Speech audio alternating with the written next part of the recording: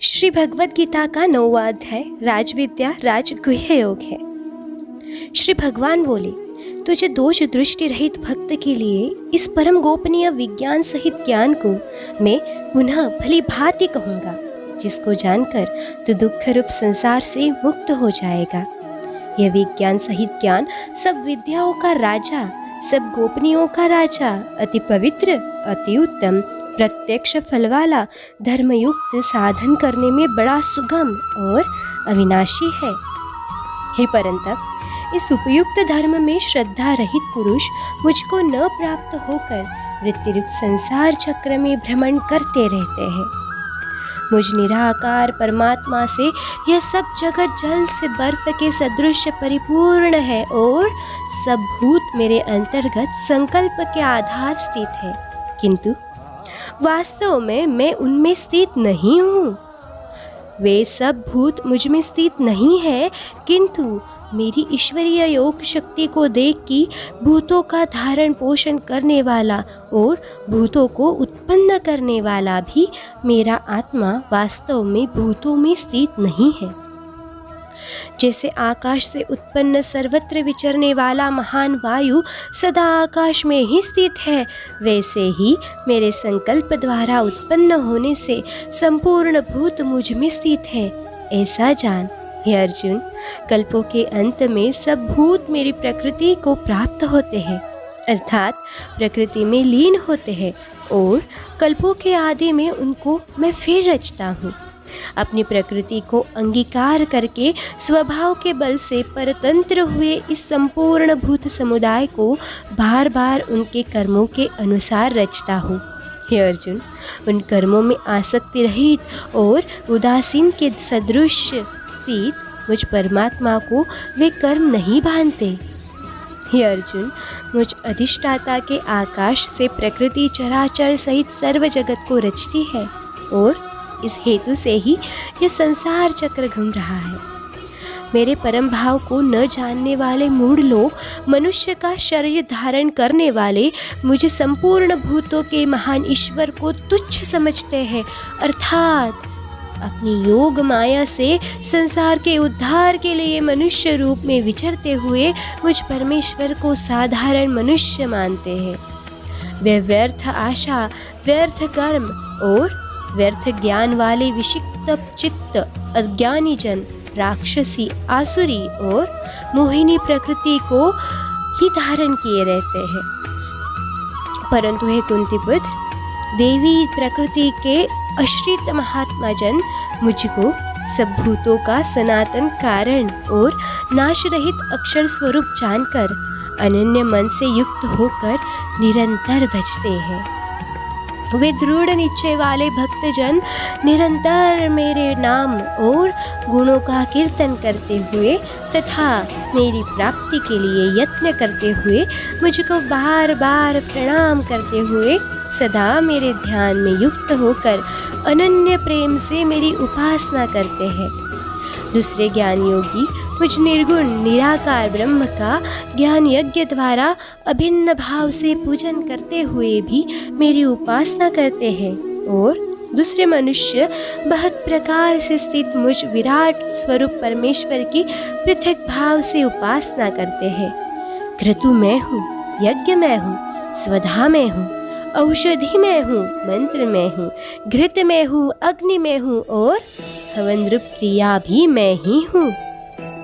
इस संपूर्ण जगत का धाता अर्थात धारण करने वाला एवं कर्मों के फल को देने वाला पिता, माता, पितामह, जानने योग्य पवित्र ओंकार तथा ऋग्वेद, सामवेद और यजुर्वेद भी मैं ही हूँ।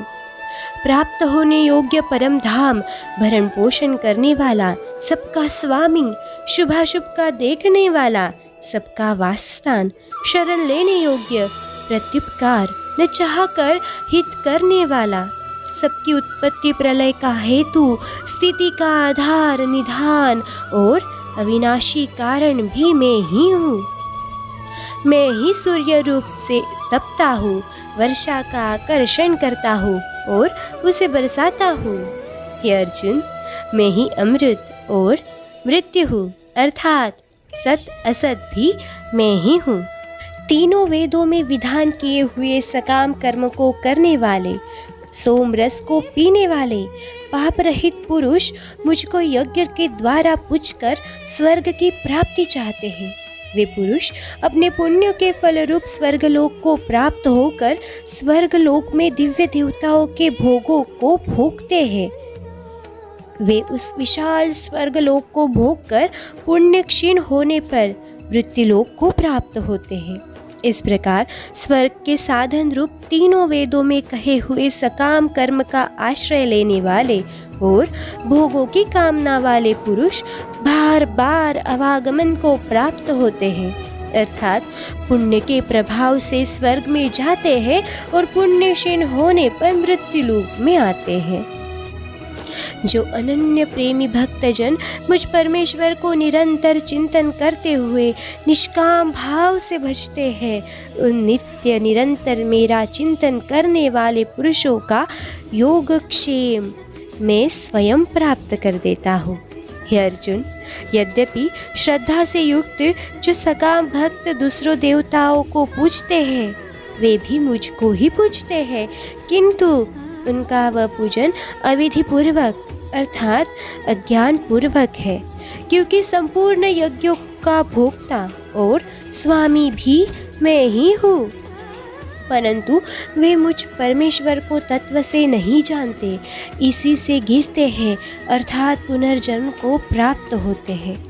देवताओं को पूजने वाले देवताओं को प्राप्त होते हैं, पितरों को पूजने वाले पितरों को प्राप्त होते हैं, भूतों को पूजने वाले भूतों को प्राप्त होते हैं और मेरा पूजन करने वाले भक्त मुझको ही प्राप्त होते हैं। इसलिए मेरे भक्तों का पुनर्जन्म नहीं होता। जो कोई भक्त मेरे लिए प्रेम से पत्र, पुष्प, फल, जल आदि अर्पण करता है, उस शुद्ध बुद्धि निष्काम प्रेमी भक्त का प्रेम पूर्वक अर्पण किया हुआ वह पुत्र पुष्पादि मैं सगुण रूप से प्रकट होकर प्रीति सहित खाता हूँ। हे अर्जुन, तू जो कर्म करता है, जो खाता है, जो हवन करता है, जो दान देता है और जो तप करता है, वह सब मेरे अर्पण कर। इस प्रकार जिसमें समस्त कर्म मुझ भगवान के अर्पण होते हैं, ऐसे संन्यास योग से युक्त चित्त वाला तो शुभाशुभ फलरूप कर्म बंधन से मुक्त हो जाएगा और उनसे मुक्त होकर मुझको ही प्राप्त होगा। मैं सब भूतों में समभाव से व्यापक हूँ, न कोई मेरा अप्रिय है और न प्रिय है, परंतु जो भक्त मुझको प्रेम से भजते हैं वे मुझ में ही है और मैं भी उनमें प्रत्यक्ष प्रकट हूँ। यदि कोई अतिशय दुराचारी भी अनन्य भाव से मेरा भक्त होकर मुझको भजता है तो वह साधु ही मानने योग्य है, क्योंकि यह यथार्थ निश्चय वाला है, अर्थात उनसे भली भांति निश्चय कर लिया है कि परमेश्वर के भजन के समान अन्य कुछ भी नहीं है। वह शीघ्र ही धर्मात्मा हो जाता है और सदा रहने वाली परम शांति को प्राप्त होता है। हे अर्जुन, तो निश्चय पूर्वक सत्य जान कि मेरा भक्त नष्ट नहीं होता। हे अर्जुन, श्री, वैश्य, शूद्र तथा पाप योनि चांडाल आदि जो कोई भी हो, वे भी मेरे शरण होकर परम गति को ही प्राप्त होते हैं। फिर इसमें कहना ही क्या है, जो पुण्यशील ब्राह्मण था, राजश्री भक्तजन मेरे शरण होकर परम गति को प्राप्त होते हैं। इसलिए तू सुख रहित और क्षणभंगुर इस मनुष्य शरीर को प्राप्त होकर निरंतर मेरा ही भजन कर। मुझ में मन वाला हो, मेरा भक्त बन, मेरा पूजन करने वाला हो, मुझको प्रणाम कर। इस प्रकार आत्मा को मुझ में नियुक्त करके मेरे परायण होकर तू मुझको ही प्राप्त होगा। और इसी के साथ भगवत गीता का 9वां अध्याय यहाँ समाप्त होता है।